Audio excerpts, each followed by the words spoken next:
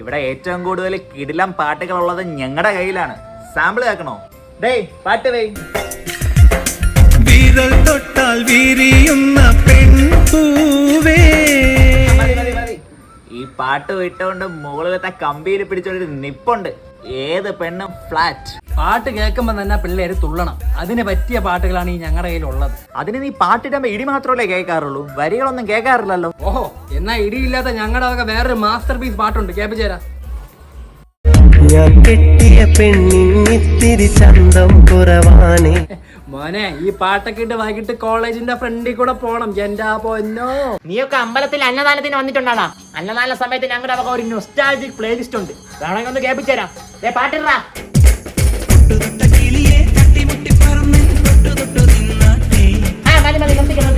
ഇതിലും നല്ല പ്ലേലിസ്റ്റ് ഉണ്ട് നമ്മുടെ കയ്യിൽ, പക്ഷെ അത് കേട്ടാ നീ താങ്ങൂല.